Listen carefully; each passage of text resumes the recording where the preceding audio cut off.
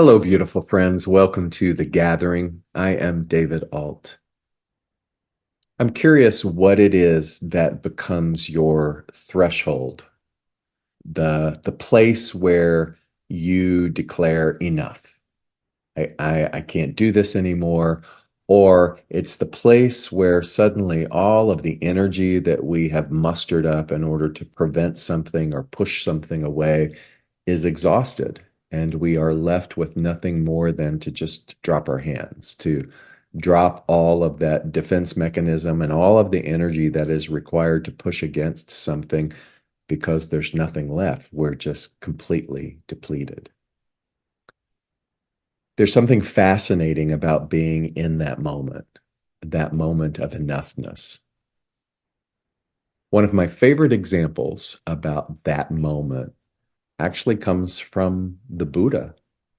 There is myth and story regarding how, in his journey towards all things enlightenment, that he came upon a collective of ascetics, individuals who felt as though enlightenment was only attained through um, extreme suffering. And he remained with this group, some stories say, for almost 7 years. And there is an actual cave where he subsisted, lived in this particular environment of the only way is suffering. And stories say that he only ate a very meager amount, like just a few grains of rice, just a few drops of water, just the bare minimum in order to survive, as he sat in this state of shared suffering with regards to a pleading in order to remove the veil of illusion.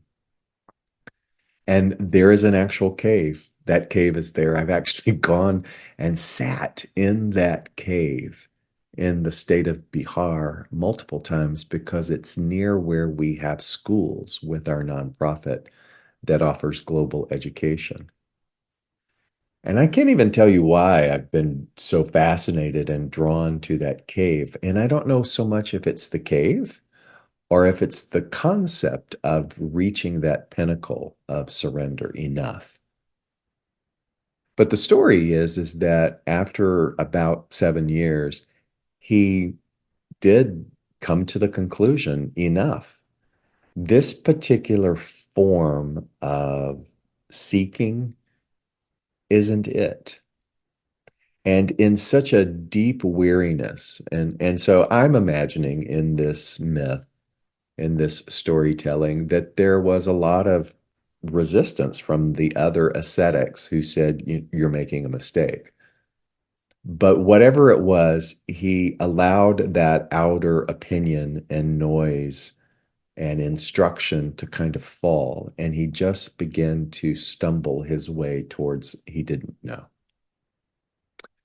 And in this area in India, there are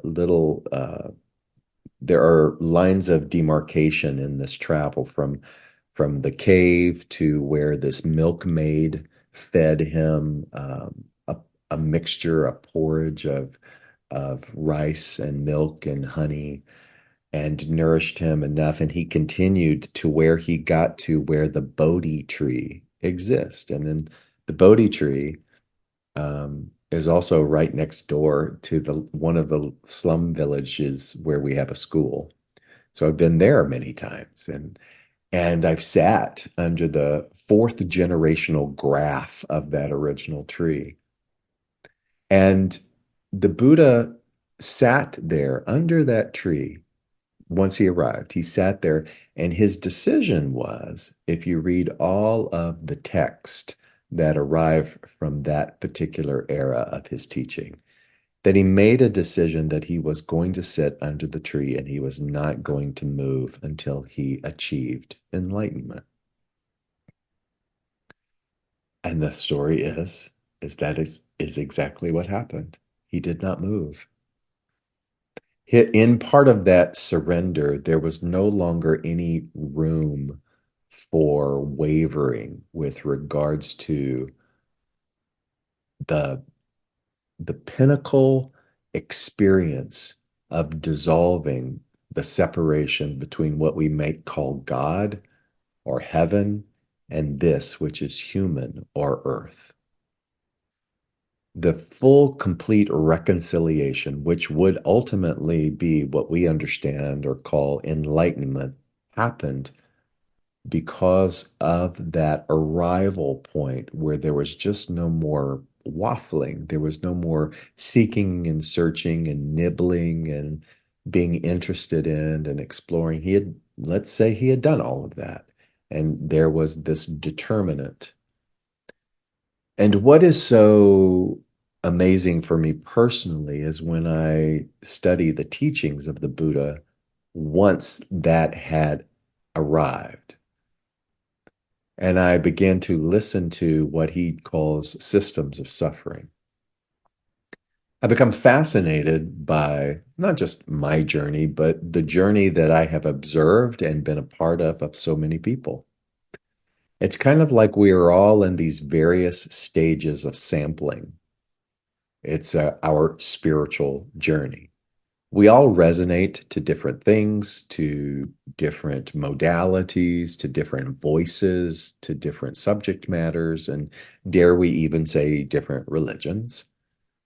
But for whatever it is in that individual form of our journey, we're going along this path, just like Siddhartha did before he became the Buddha. And in each of these phases, I'm wondering and I'm asking you, have you had these periods of enough? Like this particular level of seeking, I have exhausted enough. And then there is a surrender to what is beyond that. And as I enter into a perpetual phase of enough and surrendering, which I find is not just marked by 7 years or a specific timeline, but is almost, if we're paying attention, is concurrent. It's happening all the time. And so one of the things from what the Buddha teaches that has been so remarkable for me of late in looking at our systems of suffering, the things that we say that we want to be free from in our spiritual path. One has sort of captured me more than all the other ones. And that is the idea of self-referential. The Buddha said, wherever there is this, there is that. Interpretation being wherever there is this, wherever there is an association with the self, I or me or David, there will be suffering. Why? Because I am taking that which is the I am and I have turned it inward. I have made it concave and I have personalized it as if it's all about me. And in doing that, I have forgotten, I have veiled, I have covered over what it is that we are. And what we are is, by definition, as best as we can describe in our finite ability, pure essence. There is no real spiritual teaching that does not tell us this. Whether it's even from biblical reference, I and the Father, that which is the Creator, are one. There is no separation. All is God. You'll see so many variables with regards to how that is said, but we are still dealing oftentimes in things self-referential. And so we look at the world from the self rather than viewing the world from capital S self, which sees the world and is not captivated by or seduced by the effect because it understands that everything that is in existence is in harmony.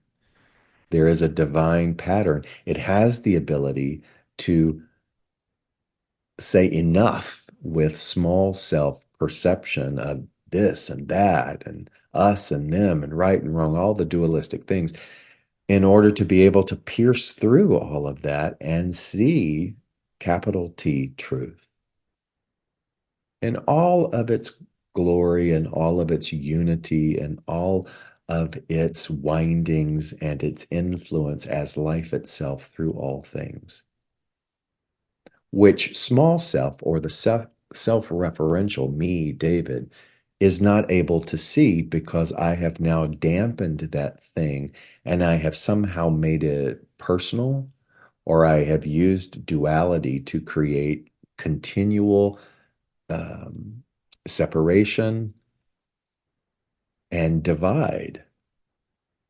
And so whenever I do that, there is suffering.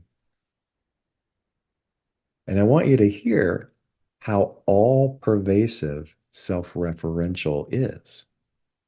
There's not a moment that goes by practically in my day-to-day just work as David that I'm not self-referencing everything as me.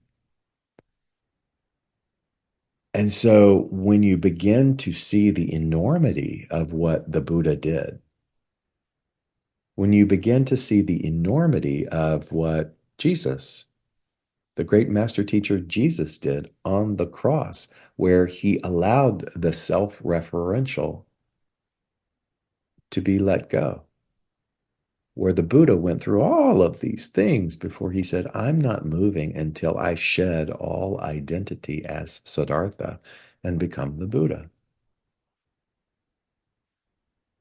And so I want you to notice right now, as you may hear this, how overwhelmed we might be. What is the thing that is overwhelmed? The thing that is overwhelmed is the self-referential or the me, where we go, "Ugh, I'm never, I, I'm never going to get there. I don't want it. I don't want to do that. I like being me." And that's fine. That's again, that is part of the soup. That is part of the ongoing nature of what it means to incarnate as a human.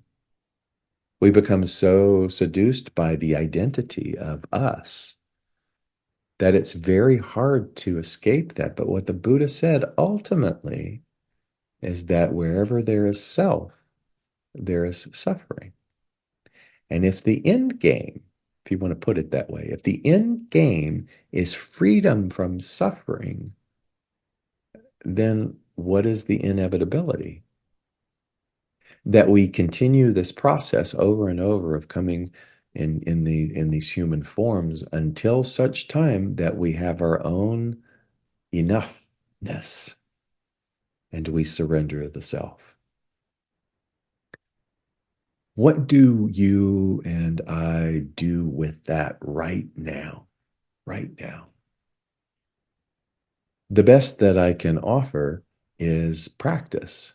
Practice what it's like letting go, even if it's just for a moment, a minute of time, all things self-referential.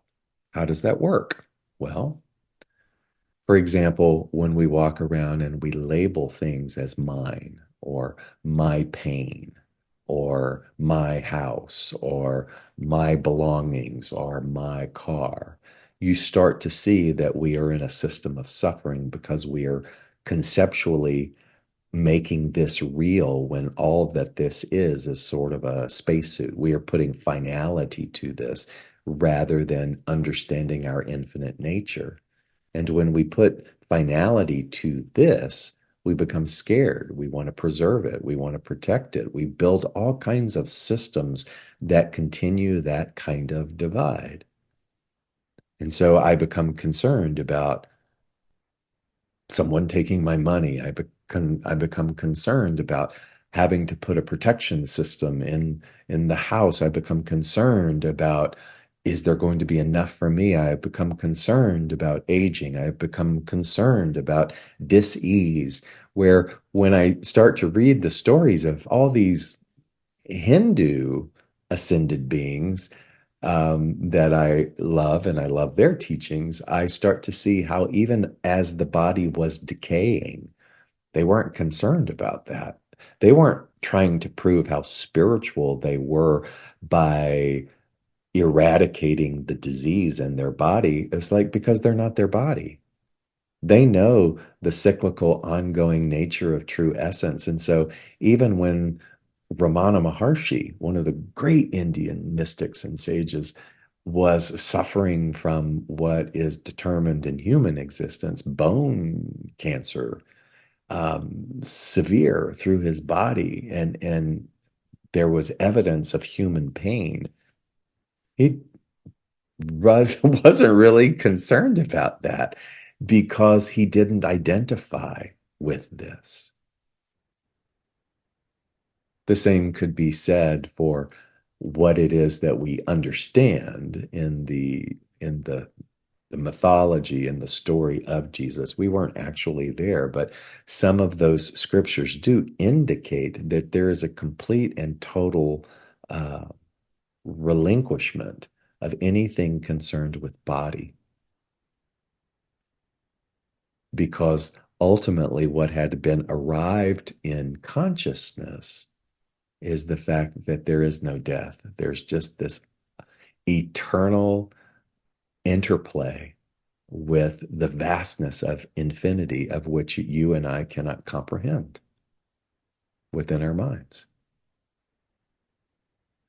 So I tell you all of this because I face every day, what is it that I really want? What is this that I only see most times as David really wants? And I say that it's to alleviate suffering.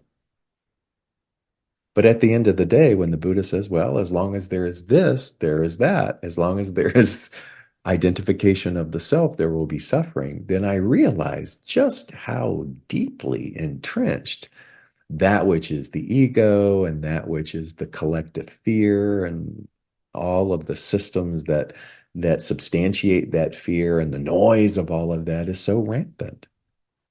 So there's big things. I say big, there are things that are required of me. Some of those things are to spend more time in all things quiet rather than a collective opinion. There are things that invite me to practice going, oh, look, you just made this about you, David. What are you? You are the universe. You are true essence who happens to be Daviding in this particular activity. Oh, look, that which is self-referential. David is concerned about this and about that, about enough money or about this or about that. And all of a sudden, I see that I am in that system of suffering. I am trapped. And so I must pause. I must breathe. I must recognize that, ooh, the I am that I am doesn't isn't even isn't even remotely or capable of being marginalized. And so the relative reality, that which is David in existence, that which is you in existence, sure, we're going to still play the game and we're still going to be in the movie and we're still going to brush our teeth and we're still going to eat healthy and we're going to do all of the things that the all of that system out there tells us. We're going to notice the volatility of opinion and the way in which you're wrong and you're right and the temptation to choose sides and we're going to continue to watch all of that, but we're going to practice going, the idea is not to escape it. The idea is not to run away from it, David. The idea is to turn to it and to be in it, just like the Buddha sat and said, I will not move until all of those veils of illusion are done. And you and I can have a form of that where we can face something really tough, where we can enter in one avenue of suffering and say, I am not going to leave this. I'm going to turn to it. I'm going to face it until I can remember what I am in the midst of it, not from the convenience of a little cloistered area where everybody's in an agreement with me. But let's go into the belly of the beast. Let's go into the lion's den because that's where the true enough can be let go. I was thinking this morning about some funny analogies that always made me laugh, and I saw how this was applied to let's call it our spiritual path. So you and I are on a spiritual path. We hear things like this, but we're like, oh, I want my spiritual path to look like this. So it's not really a spiritual path, it's just a path. The spiritual path is a path of reconciliation to your true essence. Anything else is, and here's these analogies, is like constantly eating Oreos while trying to brush your teeth. I loved that one because I can automatically get a sensory vision of that. It's like, yeah, I'm on a spiritual path, the spiritual path being brushing my teeth. But while I'm on there, I'm just going to keep eating Oreos simultaneously at the same time. We don't get anywhere. So the spiritual path then really becomes more about a sort of a social activity than it really does about excavating ourselves from all of our systems of suffering, all of our ignorance, all of our conceptual mind, all of the things that are so unbending with regards to the preservation of ego. The other analogy was it's like constantly vacuuming your home with 12 golden retrievers in your house. I had golden retrievers, so I understand that one too and appreciated it. And I know the constancy of the fur everywhere. And although I loved them, I could not blame them for what was before me. And so, although I love humanity, I cannot blame humanity for its constant shedding and littering of its self-referential ego nature. There's nothing that I can do about that until each of us collectively arrive at that enough point and we go, okay, now it's time. What's next?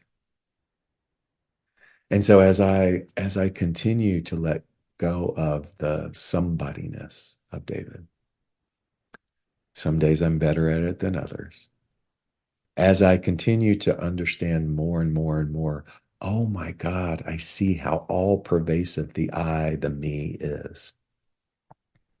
When I start to look at my conversation and I'm talking about my pain or my injustice, I have to stop and I have to remove the my. And I just have to look at pain and injustice as being a part of the community swimming pool that all human sentient beings are in. I don't own it. I don't want to own it. But unfortunately, what many of us have done is we have owned all of those things as a ripe and a rich story. And we have defined ourselves by that when it was never ours to own. When it happened, it didn't make us special. It's happening everywhere in all life forms. Do I know why? Not really sure. And for me to attempt to tell you why it's happening would be me self-referentially um, positing some, thing where what I ultimately know personally from the shedding of identity is that nothing is as it seems. There is no enemy.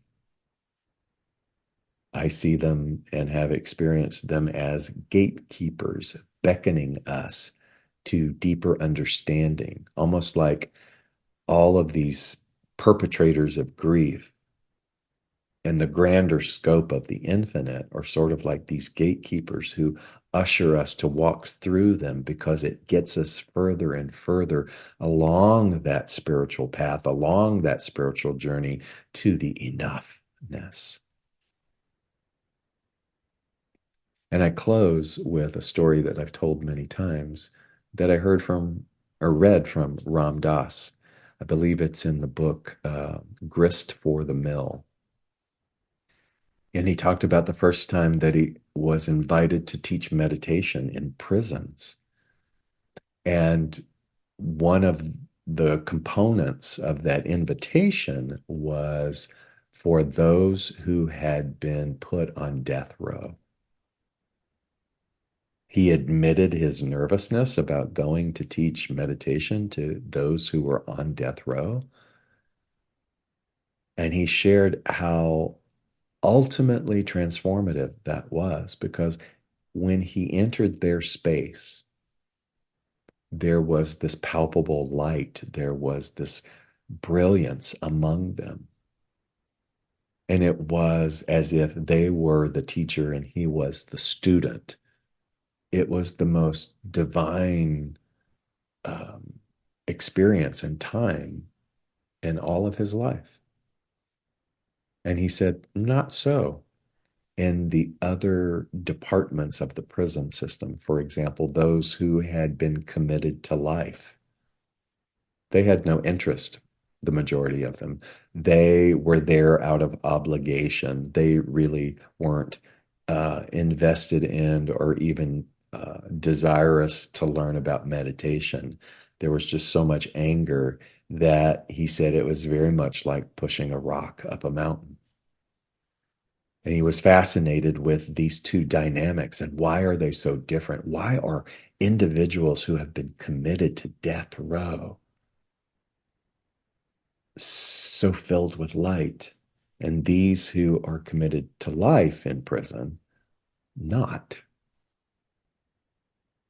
And one of the beautiful revelations that he shared was that these who are on death row have been so far pushed into the corner that they let go. They did the big surrender. They did the big enough. There was no longer any grasping or clinging to self, to story. There was a sort of acceptance where the energy was no longer tied up in self preservation as it was in just being. And I see you and I in those same positions, in the same narrative, where you have been pushed into many, many, many corners. And in some of those corners, you have been successful in just saying enough. And you've dropped it. And you've allowed a sense of surrender to occur. And I guarantee you, if you sat long and hard and contemplated on those moments, you would see that by that surrender, there was an ability for something bigger to come in. Self-referential and surrendering it is a big one. And I believe we do it moment by moment, awareness by awareness, catching ourselves each time that we become so restrictive and attached to self. But the more that we do that, the more that that arrival in that corner, that ultimate experience of the ability to be in harmony, to be free of those systems of suffering can happen. Observe how you absorb this. Observe all of the thoughts of, I can't do that. Who is the I that can't do that? Where is that thought coming from? It's not coming from the infinite nature of you. It's coming from the self-referential you or the conceptual mind of you. But that which is true essence, that which you, I are, is forever calling us home. And it will not cease because home calls to home. And so your spiritual path, my spiritual path, eventually is going to continue to arrive at these points where we stop eating the Oreos or we stop trying to manage the hair and we just surrender ourselves and we say, enough, enough with all the prevention and all of the expendable energy. And we be. It doesn't mean that you're still not in the world, but imagine you now in your world, the world that you know now. Imagine you showing up in all of the little pockets of persona, not as you, but as the universe. Imagine all the things that you have, the list of worries and concerns that you have, the things that fuel the anxiousness day by day. Imagine all of that just kind of simmering down because you know now that who you are has no association with that because there's nothing to preserve. And so now it becomes how how do I help others break free of that suffering? It isn't necessarily through teaching. Sometimes it's just by example. Sometimes it's through the avenues of kindness, the avenues of sharing resources. It's loving on those in not just that are easy out there to love, but it's loving the infinite nature of you and those around you. It's ceasing to engage in anything that is separate from that.